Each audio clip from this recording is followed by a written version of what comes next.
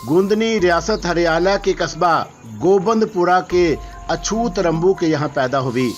उसी तरह जैसे गरीबों के बच्चे खामोशी से पैदा हो जाते हैं। रात गए जब रंबू चर्च के नशे में धुत देवरी में पड़ा था और रसीली के दर्द उठा। घर में और कोई नहीं था और शदीद तकलीफ के आलम में उसने रंबू को झंझोड़ कर उठाने की कोशिश की, लेकिन रंबू तो उस वक्त अंदर सभा में बैठा दम लगा रहा था।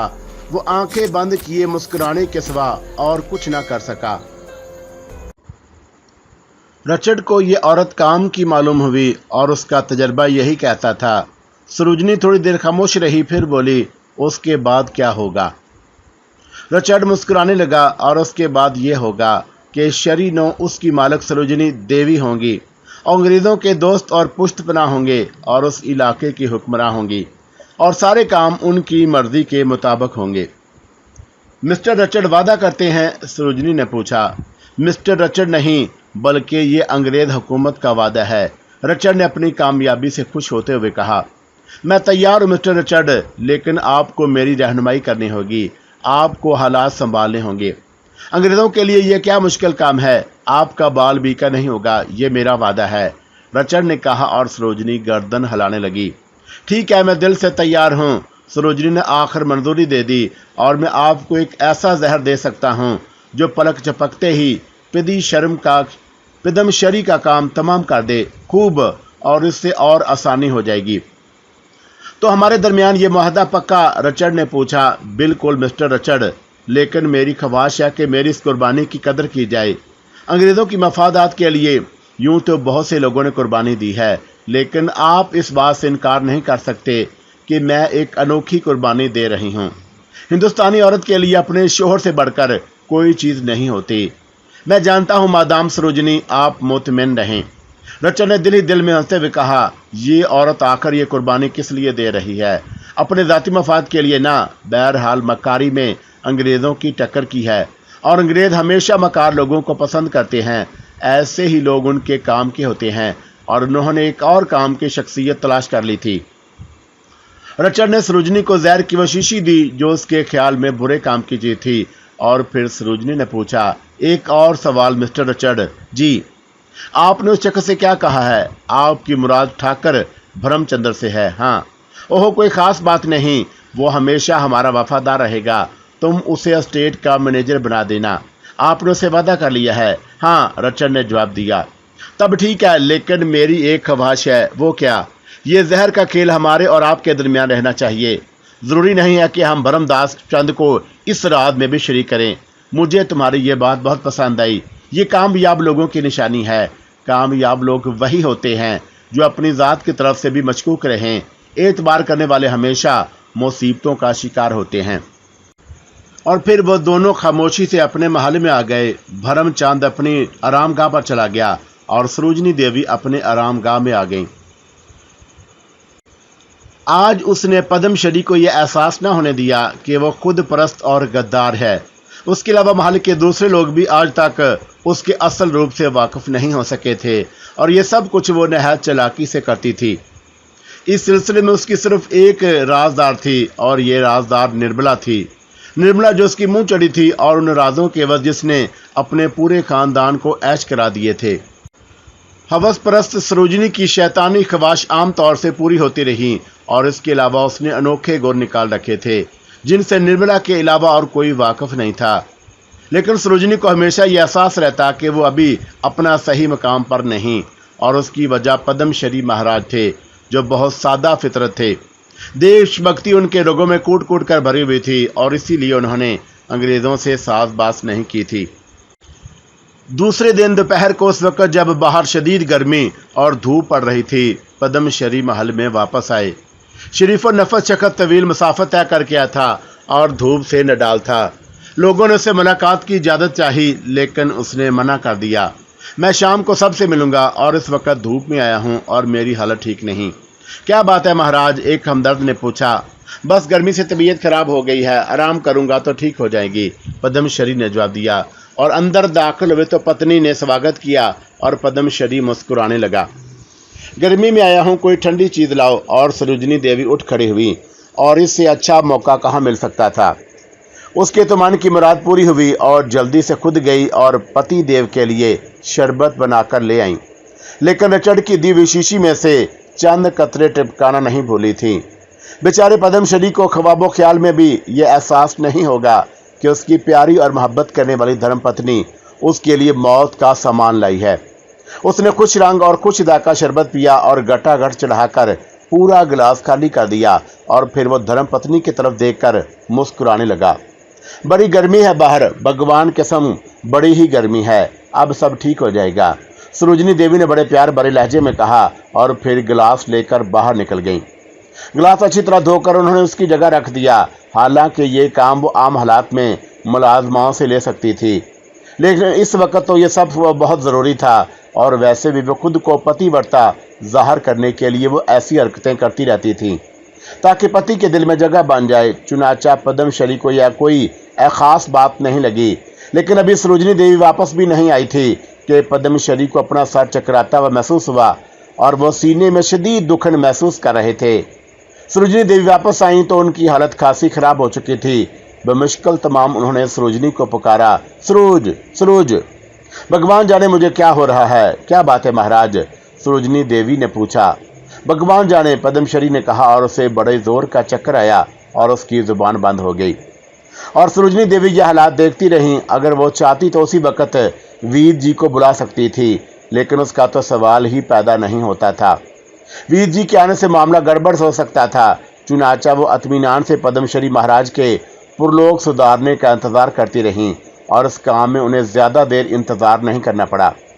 पद्मश्री ने उठने की कोशिश की, लेकिन उठने की कोशिश में वो गिर पड़ा। क्या बात है महाराज, सरोजिनी देवी ने उसके नज़दीक बैठ गईं और फिर वो उनका सीना सहलाते हुए बोली, क्या हो रहा है महाराज आपको।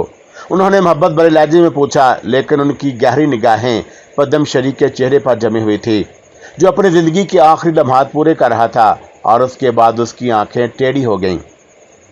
सरोजिनी देवी ने उनके सीने पर हाथ रखा और उनका दिल तेजी से धड़क उठा। वो कांटा निकल गया था जो बरसों से उसके सीने में चुभ रहा था। दूसरे लम्हे उन्होंने एक दिल दो चीख मारी और निकल कर बाहर भागी। उन्होंने पागलों की तरह निकलते हुए कुछ दासियों ने देख लिया था। सब के सब उनकी तरफ दौड़ पड़ी। वीर जी, जल्दी से वीर जी को बुलाओ, उन्होंने दर्दनाक लहजे में कहा। दूसरे ही लम्हे माँ अपने पिटारे के कमरे में वीर जी दाखिल हो गए। क्या हुआ, उन्होंने घबराए हुए लहजे में पूछा, लेकिन सरोजिनी देवी की हालत तो खुद वो खराब थी। जवाब कौन देता, और वो उस तरह जाहिर कर रही थी कि उन्हें भी मौत आने वाली है। पद्मश्री महाराज पर इस तरह पड़े देखकर वीर जी को किसी कदर सूरत हाल मालूम हो गया और वो जल्दी से उन पर झुके, लेकिन जो ही उन्होंने पद्मश्री महाराज के शरीर को छू कर देखा और उनके हवास साथ छोड़ने लगे।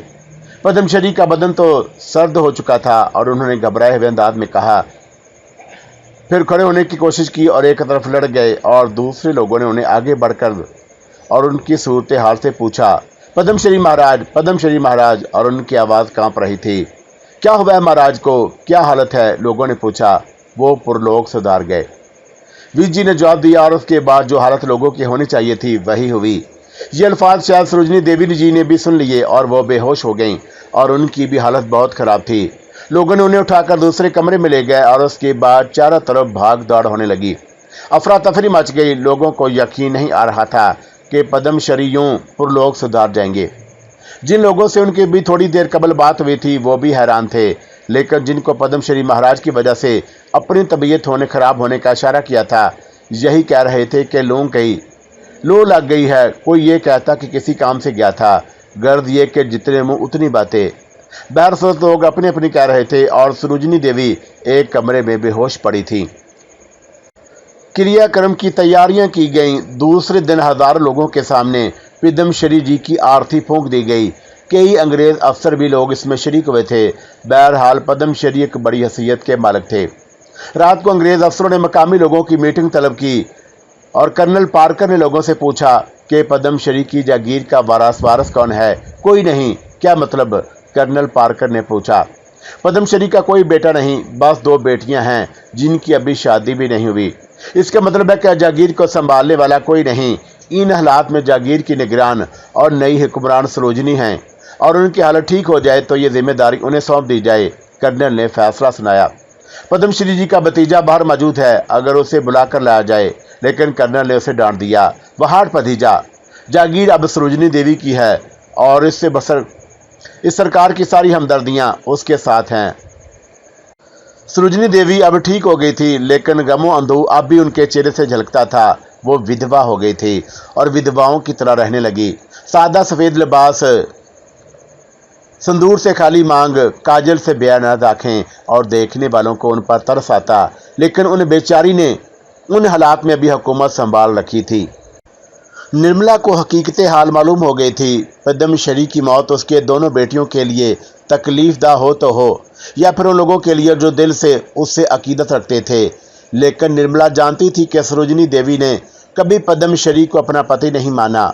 उन्होंने हमेशा उससे इख्तलाफ रहा, और ये बात निर्मला के अलावा और कौन जान सकता था। चुनाचा उसे सरोजिनी देवी के इस सोग पर सख्त तजब हुआ था, और उसने सोचा था कि यह देवी जी को श्रीमान पद्मश्री की मौत के बाद क्या हुआ। सरोजिनी देवी ने जिस तरह यह सोग इख्तियार किया था, अच्छे इस बात को नहीं जान सके थे कि यह सोग मसनूई है। लेकिन बिल आखिर निर्मला खोज लगाने में कामयाब हो गई, और उसे इस मकार औरत पर सख्त तजब हुआ। सरोजिनी देवी ने एक गहरी चाल चली थी, और निर्मला जान गई थी कि अंग्रेज हुकूमत ने अब उसे मतरकल अनान हुक्मरान बना दिया है। सरोजिनी देवी की ख्वाहिश पूरी हो गई थी, और वो ये कि वह अपने तौर पर कुछ कर सके। अब देखना यह था कि वो खुद अपने तौर पर क्या करती हैं, और उनका करना बस्ती वालों के लिए कैसा साबित होता है। बहरहाल निर्मला को अपना मफाद भी अजीज था, और वो ये बात अच्छी तरह जानती थी कि सरोजिनी देवी को खुश करने का बेहतरीन तरीका ये है कि उनका तारफ़ करियल जवानों से कराया जाए, और उसी में निर्मला की निजात थी। शरीनो उसके ढंग बदल गए थे। अब यहाँ अंग्रेज़ों का अमले दखल था, लेकिन सरोजिनी देवी ने खुद को एक अनोखे रूप में ढाल लिया था। सादा लिबास, सादा अंदाज, सादा खुराक, और लोग उन्हें जोगन समझने लगे, जिन्हें संसार से कोई दिलचस्पी नहीं थी, और लोगों की सारी ज़रूरतें वो पूरी कर देती थीं। कोई कुछ मांगता तो वो इनकार ना करती, और लोग उनसे बहुत खुश थे। वो सब कुछ भूल गए थे। शरीनु अब एक खूबसूरत शहर में बदल गया था। यहाँ कई धर्मशालाएं थी, और दूसरे बहुत से मंदिर भी तामीर हो गए। लोग सरोजिनी देवी को साधु मनुष्य मानते थे, जो अपने लिए कुछ नहीं करती थी, लेकिन संसार के लिए उनके द्वार खुले हुए थे। लेकिन दीप चंद शशदर था, और वो एक शानदार जवान था, और फौज में 20 सिपाहियों का अफसर था, और उसका बुलंदो बाला कद, गहरी आंखें और सुंदर रूप सरोजिनी देवी को बेचैन किए हुए था। वो काफ़ी दिनों से उसकी ताक में थी, और बिल आकर उनसे बर्दाश्त न हो सका, और निर्मला ने खेल दिखा दिया। रात को दीपचंद को शराब में बेहोशी की दवा दी गई, और जब उसे होश आया तो वो एक अनोखी जगह था, एक खूबसूरत ऐशगाह, जहाँ कायशात के सारे सामान मौजूद थे, और एक हसीन मसहरी पर पड़ा हुआ था, और उसके हवास अपने तौर पर बहाल नहीं थे। उसने चकराते हुए सर को उठाया तो उसे अपने बिल्कुल करीब, इंतहाई करीब उस मसहरी पर एक हसीन वजूद का एहसास हुआ। उसके आगे हाथ बड़े और संगे मरमर से फिसल गए, और उसके बदन में गर्म लहरें दौड़ने लगीं। डरते डरते उसने दोबारा उस वजूद को छुआ और पागल हो गया। संगे मरमर के वजूद ने दोबारा उसकी आवाज़ छीन लिए, और वह उस वजूद पर छा गया, और उसने उसे रोंद कर रख दिया। लेकिन अब नशा हरण हो चुका था। अब उसकी आंखें पूरी तौर से खुल गई थी। उसने गहरी गहरी सांसें लेते हुए हसीन औरत को देखा, और दफतन उसके रोंगटे खड़े हो गए। उसकी आंखें खौफ से फैल गईं। ये तो सरोजिनी देवी हैं, माता समान सरोजिनी देवी, जिन्हें माँ के अलावा और कोई दर्जा नहीं दिया जा सकता, जो महान थीं, और जिन्हें संसार से कोई लगाव नहीं था। ये कैसे मुमकिन है? ये कैसे मुमकिन है? कमरे के ख्वाबनाक माहौल में उसकी बदन की लताफतें उड़ियाँ थी, लेकिन ये सूरत देखने के बाद दीपचंद उस बदन को दोबारा देखना पाप समझ रहा था। हालांकि जो पाप उससे हो गया था वो अभी उसे याद था, लेकिन उसके ज़हन को ये सब कुछ कबूल नहीं कर रहा था, और वो ये मानने के लिए तैयार नहीं कि वह सरोजिनी देवी हैं। लेकिन यह ख्वाब भी तो नहीं था। उस हकीकत को वो कैसे जुटला देता, और उसके होंठ खुश्क हो गए। तब उसकी निगाहें कुछ दूर रखे एक बटोरी जग और गिलास पर पड़ी, और जग में पानी भरा हुआ था, जिसे देखकर उसकी प्यास जाग उठी, और वह आहिस्ता से मसहरी से नीचे उतर गया, और फिर उसने 2-3 गिलास पानी पिया। तब उसकी प्यास बुझी। लेकिन पानी पीने के बाद जब वो वापस मुड़ा तो उसके कदम भी ना उठे, और उसे बहुत ज़ोर से चक्कर आया था। उसने हाथ फैलाकर किसी चीज़ का सहारा लेने की कोशिश की, और धड़ाम से नीचे आ रहा, और फिर वो बेहोश हो गया। फिर उसी वक्त जागा जब उसकी बहन कमला ने उसे खूब झंझोर झंझोर कर जगाया और वो फटी फटी आंखों से कमला को देखने लगा। उसका दिल साई साई कर रहा था और उसका दिल चाह रहा था कि आंखें बंद कर ले। उठो भी भैया, क्या आज सारा दिन सोते रहोगे? धूप खूब निकल आई है। कमला ने आवाज पर उसने दोबारा आंखें खोल दी। माताजी 3 बार तुम्हें देखकर जा चुकी हैं, कोई और तो नहीं आया मुझे बुलाने? नहीं, पिताजी कहाँ है? डेवड़ी में बैठे हुए हैं। तो ये काम कर कमला, जाकर जरा पिताजी से कह दे कि वो श्री राम जी के पास चले जाएं और उनसे कह दें कि मेरी तबीयत ठीक नहीं है। तबीयत खराब है भैया? हाँ जा जल्दी कर, बेचारे श्री राम जी मेरा इंतजार कर रहे होंगे। और फिर कमला बाहर निकल गई। दीपचंद का जहन साथ नहीं दे रहा था। रात को जो कुछ हुआ था उसे एक सपना नहीं समझा जा सकता। कुछ होने के सार उसके सारे वजूद पर चढ़ा थे, लेकिन कैसे? और जो चेहरा उसने देखा था क्या हकीकत था? सरोजिनी देवी तो उसकी निगाहों में एक देवी की हैसियत रखती थी और उनके चेहरे की पाकीज़गी, उनके किरदार की बुलंदी से उसे बहुत अजीज थी। और जब भी वह चेहरा उसकी निगाहों में आता उसे अपनी सोच जुर्म महसूस होने लगती और वह कैसे उस महान हस्ती के बारे में ऐसा सोचता। लेकिन रात का ख्वाब पहले तो ये यकीन हो जाए कि वो ख्वाब था भी या नहीं। और रात के बाद क्या तो उसके देन में चक्राने लगे। वो तो तरपाला में बैठा था और वहां उसने दोस्तों के साथ शराब पी थी। और उसके बाद वो घर कैसे पहुंच गया? हाँ, शराब पीने के बाद वो चल पड़ा था और उसका जहन साथ न दे सका और वो उठकर बैठ गया था। कलाओं ने दोनों हाथ नीचे गिरा लिए और सारे मंजर गायब हो गए। राजकमल जैसे किसी ख्वाब से चौंक पड़ी और उसने खोई खोई निगाहों से चारों तरफ देखा और फिर एक गहरी सांस लेकर मुस्कुराने लगी। तो ये है सरोजिनी देवी कमल कुमारी, आपने देखा? हाँ, अच्छी तरह देखा, राजकमल ने कहा और फिर मुस्कुराने लगी। ये तो अपनी ही बहन है। लेकिन कलाओ, राजकमल को अकेला ही होना चाहिए। एक न्याम में 2 तलवारें नहीं रह सकती। ये आपकी बात है कमल कुमारी। तरकीब बताओ से मिलने की? राजकमल ने पूछा। बहुत सी तरकीबें हैं। ये दीपचंद कैसा जवान है, बड़ा ही सुंदर, बड़ा ही हसीन। राजकमल होंठों पर जुबान फेर कर बोली। ना कमल कुमारी, इसके बारे में अंदाजा ना सोचें। आपके लिए ज़रूरी है कि आप बुरों ही का शिकार करें। रतनपाल से बचने का एक ही तरीका है, अगर आपने उसकी तरफ निगाह उठाई तो नुकसान में रहेंगी। क्यों रे? राजकमल अफसोस भरे लहजे में बोली। दरअसल सरोजिनी देवी, मैं और आप में एक बहुत बड़ा फर्क है। वो क्या? आपका शिकार सिर्फ गोश्त ही नहीं खाती बल्कि उनका खून और हड्डियां भी खा पी लेती हैं, और ये खतरनाक बात है। हाँ, ये तो है, बस यहीं से बुराई शुरू होती है। आपने नहीं देखा कि उसकी माँ और बहन उसे कितना प्रेम करती हैं और उसकी आरती उतारती हैं? संसार में किसी का एक भी सच्चा प्रेमी हो तो जवाल उसका मुश्किल है। ये तूने खरी बात कही, दूसरे तरीके भी हो सकते हैं, तो बता फिर। राजकमल ने कहा और बदरूह सोच में पड़ गई और फिर आहिस्ता आहिस्ता उसके होंठों पर मुस्कुराहट उभर आई। उठें देवी कुमारी, आए मेरे साथ। कहाँ? बस जो बताऊं करती रहें, फिर तमाशा देखें, कलाओं ने कहा और राजकमल उठ खड़ी हुई। ना जाने क्या करने जा रहा है मूर्ख, चल देखूं तेरी तरकीब भी। और वह उसके साथ साथ आगे बढ़ने लगी। कलाओं के भयानक दांत निकले हुए थे। आबादी से कुछ दूर एक बड़ा सा कुआं था और उस कुएं के पास पीपल का एक दरख्त था। कलाओं ने यही जगह पसंद की और दोबारा रुक गया। बस ये उम्दा जगह है, बस्ती के लोग अक्सर यहाँ से गुजरते हैं, तो फिर क्या करूं? बताता हूँ देवी कुमारी, तमाशा तो यहीं से शुरू होगा, कलाओं ने हंसते हुए कहा और फिर राजकमल को धीरे धीरे कुछ समझाने लगा। राजकमल हंस पड़ी। आखिर है तो तू बुरी रूह, ऐसे ना सोचेगा तो और कैसे सोचेगा? आप जोगन रानी बन जाएं और आपकी शक्लो सूरत किसी को नफरत नहीं होनी चाहिए, बस जब तक आपका समय ना आए और लोग आपको देखें। ठीक है, तो चिंता मत कर, राजकमल ने कहा और खुद कलाओ पीपल के दूसरी तरफ चला गया। और फिर जब वो उस दरख्त के पीछे से बरामद हुआ तो एक साधु की शक्ल इख्तियार कर गया था। लंबे लंबे जटाधारी बाल, गले में जुनून पड़ा हुआ, हाथ में राजकमल से देखकर हंस पड़ी और साधु महाराज की जय जगदेवी, बस तुम मधोनी रमाओ, कोई आए तो किसी से बात ना करो और मैं चला, कलाओं ने कहा और वहां से आगे बढ़ गया।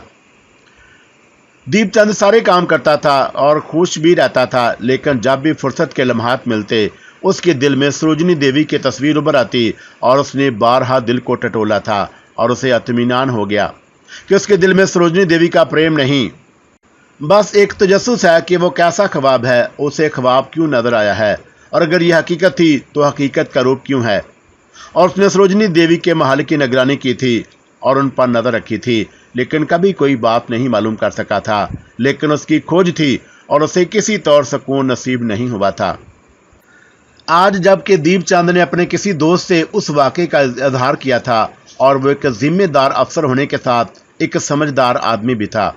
वो जानता था कि लोग सरोजनी देवी की पूजा करते हैं और उसके बारे में कोई गलत बात नहीं सोच सकते, इसलिए वो ये बात अपने दिल से नहीं निकाल सकता था। लेकिन उसके दिल में ये आरज़ू ज़रूर उभरती थी कि किसी से कोई मशवरा करे।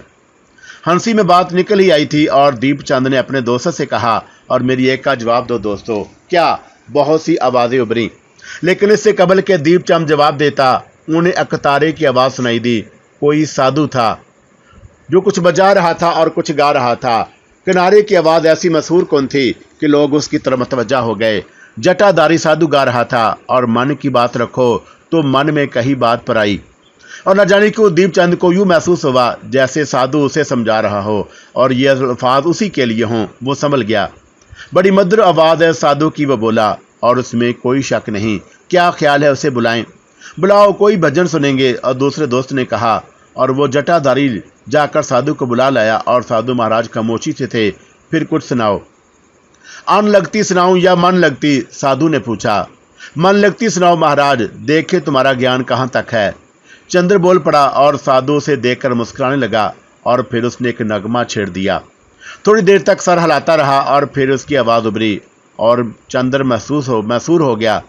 साधु ने कहानी छेड़ दी जिसमें अरमानों की एक जवान तारीक रात के ख्वाब में गुम हो गया और एक अप्सरा अपनी आगोश में पेश की, और जब उसने गौर से देखा तो वो कुछ और फिर यह जवान उसी अप्सरा के गोश में आज तक भटक रहा है। दीपचंद काम कर रह गया था और ये उसके दिल की कहानी थी, ये उसकी दास्तान थी, और वह उस दास्तान से खौफजदा हो गया कहीं कोई और समझ ना जाए। साधु खामोश हुआ तो सब लोग तारीफ करने लगे। बस बच्चा, अभी जाने दो, मुझे देर हो रही है, साधु ने कहा और उकतारा उठाकर चल पड़ा। दीपचंद भी उठ गया था। अच्छा दोस्तों, मैं भी चला। अरे इतनी जल्दी दीप? गिरधारी लाल ने कहा। हाँ, कुछ काम है, तुम तो जानते हो कि मैं एक मसरूफ आदमी हूँ, दीपचंद ने कहा और उनसे रुखसत होकर चल पड़ा। लेकिन थोड़ी देर के बाद उसने साधु को जा लिया। साधु महाराज रुक जाइए। क्या बात है बालक? आप महान हैं साधु महाराज, आपने जो कहानी सुनाई है वो अनोखी थी, दीपचंद ने कहा। मन लगती थी या नहीं? साधु ने मुस्कुराते हुए कहा, हाँ ऐसी मन लगती है महाराज कि मैं पागल होकर रह गया हूँ। मैं आपकी कुछ सेवा करना चाहता हूँ। हमें किसी सेवा की जरूरत नहीं है बालक, अपनी बोल, फिर मिलना चाहता है, इससे क्यों, है ना यही बात? महाराज आप महान हैं महाराज, आप तो बहुत बड़े ज्ञानी हैं, मेरी सहायता करें। दीपचंद दीवानावार बोला और साधु महाराज हंसने लगे। हम महान नहीं है बालक, महान तो वो रूप स्वरूप है जो पीपल के दरख्त तले धूनी रुमाए बैठी है, वही सब कुछ जानती है। उसने हमें जो कुछ बताया है वो हमें याद है। वो कौन है महाराज? महान जोगन कमल कुमारी, और उसे संसार की एक एक जुम्बश के बारे में पता है। कुछ पूछना है तो उससे पूछ, दूसरा कोई तुझे नहीं बता सकेगा। मुझे उसके पास पहुंचा दो महाराज, मैं उससे मिलना चाहता हूँ, दीपचंद ने आरती से कहा। और साधु महाराज कुछ सोचने लगे, फिर बोले, मेरे साथ चला। जो आ गया महाराज, दीपचंद ने कहा और साधु महाराज के पीछे पीछे चलने लगा और उसके ज़हन में आंधियां चल रही थीं। साधु बस्ती से बाहर निकल गया था। कुएं के पास पीपल के दरख्त के नीचे उसने किसी को देखा। एक अजीबोगरीब शख्सियत थी, सफ़ेद चादर में लिपटी हुई, सर से पांव तक अनोखी, कोई अज़ू नजर नहीं आ रहा था। साधु उसकी शख्सियत के पास पहुंचकर रुक गया था। कमल कुमारी, एक ज़रूरतमंद आया है, उसकी सहायता करें, बड़े मान से आपके पास आया है। तू यहाँ भी हमें तपस्या ना करना देगा श्यामू? तुम्हारा तो काम ही दुखियारों की मदद करना है देवी, फिर इस गरीब का मन क्यों उदास कर रही हो? जा तू यहाँ से भाग जा, तू क्यों हमारे सर पर सवार है? जा यहाँ से दफान हो जा, जा भाग जा, कमल कुमारी ने कहा। जा रहा हूँ देवी, जा रहा हूँ, साधु ने कहा और वहाँ से चला गया। दीपचंद तज्जब से उसके पोशीदा वजूद को देख रहा था। बैठ जाओ दीपचंद, चंद साथ के बाद देवी ने कहा, और दीपचंद चौंक पड़ा। आप मेरा नाम जानती हैं देवी? हमसे कोई सवाल मत करो दीपचंद, हमने इतनी उम्र में संसार को जानने में ही बताई है। हमें मालूम है कि तुम राजमहल में 20 सवारों के अफसर हो, देवी ने कहा। जी जग देवी, आप महान हैं, दीपचंद मुतासर होकर बोला। हम जो कुछ भी हैं हम ही जानते हैं, किसी दूसरे को हमारे बारे में कुछ भी नहीं मालूम। हाँ, पूछना चाहो तो अपने बारे में हमसे पूछो। वही चाहता हूँ देवी जी। अपनी बहन के बारे में पूछना चाहते हो या अपनी माता जी के बारे में, या तुम्हारे ज़हन में उस रात का सपना मचल रहा है? देवी, अब तो तेरी तारीफ के लिए मेरे पास अल्फाज भी खत्म हो गए हैं। तुझे सब कुछ मालूम है। मुझे मेरे मन का रोग बताओ देवी, मुझे मेरे मन का रोग बता दे। दीपचंद, सरोजनी के बारे में पूछना चाहते हो? हाँ देवी। दीपचंद की गर्दन अकीदत से झुक गई। उस रात की कहानी सच थी? क्या मतलब? वो सरोजनी ही थी और जिसने तुम्हारी जवानी का रस निचोड़ा था, और उसके बाद जब तुमने पानी पिया तो दोबारा बेहोश हो गए और उसने तुम्हें वापस तुम्हारे घर पहुंचा दिया।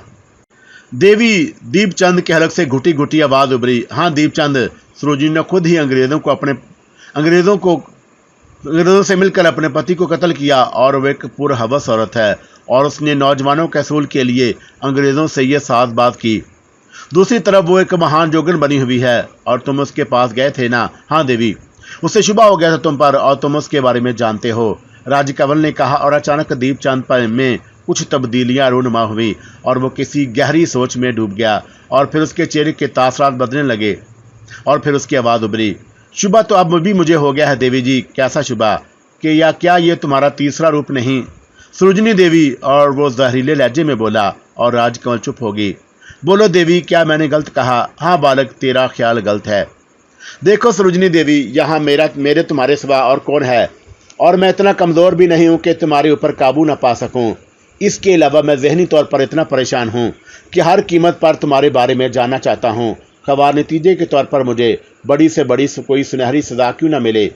अपनी ये चादर उतार दो और मुझे अपनी शक्ल दिखाओ। मेरी असलियत ना जानो तो बेहतर है। दीपचंद, क्या तुम और सरोजनी के बाद में फ़र्क महसूस नहीं करते? राजकमल बोली और दिल ही दिल में उस ड्रामे से खूब लुत्फ़ ले रही थी। आवाज़ों को बदला भी जा सकता है देवी जी, और मैं आपका दास हूँ, आपका अदना गुलाम हूँ। मेरे मन में कभी आपके लिए हैरत नहीं आई, लेकिन आपने जो कुछ कहा है और दीपचंद जानता है। अगर मैं सरोजनी होती दीपचंद, तो तुम्हें यह क्यों बताती कि मैंने ही अपने पति को जहर देकर हलाक किया है? राजकमल ने मुस्कुराकर कहा। फिर तुम कौन हो और मेरे सामने क्यों नहीं आती? बोलो, क्या यह ज़रूरी है कि तुम परेशानी में मुब्तला थे? इससे ज़्यादा तुम मुझसे क्या चाहते हो? मैं तुम्हें देखना चाहता हूँ देवी जी, और ये मेरी आशा पूरी कर दो। और मेरे मन में यही खटक रहा है कि तुम सरोजनी देवी हो, बड़े ही ज़िद्दी हो। लो देख लो मुझे, और ख्वाम ख्वाह मेरी तपस्या भंग करने आ गए। राजकमल ने चादर उतार दी और दीपचंद पर उससे शोला ज्वाला पर नजर पड़ी और सूरजमुखी उसके ज़हन में फूट पड़ी और उसकी आंखें खुली की खुली रह गईं। दिल जोर जोर से धड़कने लगा और ये जोगन तो महान आसमान से उतरी अप्सरा के जानलेवा हुस्न था और कैसी मोहनी सूरत थी। सरोजनी देवी तो उसके चरणों की धूल भी नहीं थी और पागलों की तरह से देखता रहा और उसके दोनों हाथ जुड़कर सीने पर जा लगे और वो दो जानू बैठ गया। और ये सारी हरकतें गैर फितरी थी और उसे खुद पर कोई इख्तियार न रह गया था। और फिर उसके मुंह से मधुर सी आवाज़ उबली, जे जग देवी। कलेजा ठंडा हो गया तुम्हारा? राजकमल ने पूछा, लेकिन दीपचंद की कोई आवाज़ न निकल सकी। अब घूरे हो जाओगी मुझे या मुंह से कुछ बोलोगे? और वह फिर बोली, क्षमा कर दें देवी, क्षमा कर दे। किस बात पर? मैंने आपकी बात नहीं मानी। अब तो मान ले। राजकमल मुस्कुरा दी और दीपचंद के दिल पर बिजलियां गिरने लगीं। और कैसा हसीन मुस्कुराहट थी, कैसा सुंदर चेहरा। तब उसकी आंखों में तासफ के गहरे साए छप गए। और देवी, आपकी उम्र तो बहुत छोटी है, इससे क्या होता है, ज्ञान तो बड़ा है। राजकमल ने कहा, आपने संन्यास क्यों ले लिया? संसार में पापियों का बोझ बहुत बढ़ गया है। आपको तो महलों की रानी होना चाहिए था। सोने के पिंजरे की कैद मुझे पसंद नहीं। आप तो लाखों के मन में होंगी। दीपचंद एक वजद के अंदाज में बोल रहा था। नहीं, मैं किसी के मन में नहीं हूँ, लोगों के सामने नहीं जानती। अब तुमने जिद ही ऐसी की कि मजबूर हो गई थी।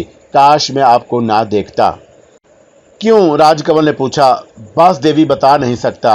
भगवान ने मेरे भाग्य खराब लिखे हैं। एक रोग में फंसा हुआ था, अब जीवन भर का रोग लग गया। मैं संन्यास ले चुकी हूँ। दीपचंद, मुझसे ऐसी बातें मत करो। अब बताओ, मुझसे और क्या चाहते हो?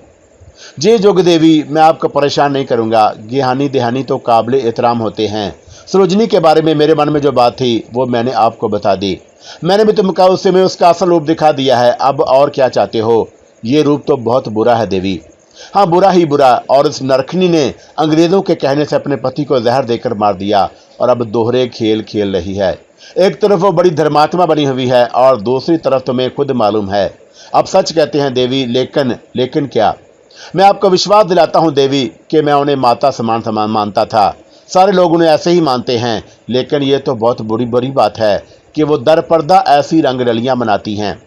वो खुद तो बहुत चालाक समझती हैं। राजकमल ने कहा, क्या आप मेरी और इस बस्ती के लोगों की सहायता ना करेंगे? देवी जी, आपको तो ये काम करना चाहिए। मुझे? हाँ देवी, ये तो नेक काम है। उस कलकनी को कैफरे करदाग तक पहुंचाना आप जैसी महान शक्ति की मालिक का ही काम है और कोई और ये काम नहीं कर सकता। राजकमल कुछ सोचती रही और फिर गहरी सांस लेकर कहा, ठीक है, मैं तैयार हूँ जी जुग देवी, लेकिन तुम्हें मेरी सहायता करनी होगी। वो क्या? मेरे लिए एक रिहायशगाह का बंदोबस्त, उसके अलावा जहां भी जरूरत समझूंगी तुमसे काम लूंगी। मैं ये काम कर लूंगा देवी। सरोजिनी देवी को अच्छी तरह ठीक करना होगा और बस तुम देखते रहो मैं उसकी क्या दुर्गत बनाती हूँ। आप अवश्य ऐसा कर सकती हैं। मैं बहुत खुश हूँ देवी, लेकिन आप यहाँ ना रहें। उस वीराने में आपको तकलीफ होती होगी, दीपचंद ने कहा। तो हमें इतना मजबूर भी ना समझो दीपचंद, हमें यहाँ कोई तकलीफ नहीं, हम ठीक हैं। हाँ, ये तो बताओ कि सरोजिनी देवी के अलावा यहाँ किस किस की बात बड़ी मानी जाती है? दीवान रमेश जी की बात उनके बाद बड़ी मानी जाती है। दीवान रमेश जी के बारे में मुझे सब कुछ बताओ, राजकमल ने कहा और दीपचंद तफसील बताने लगा।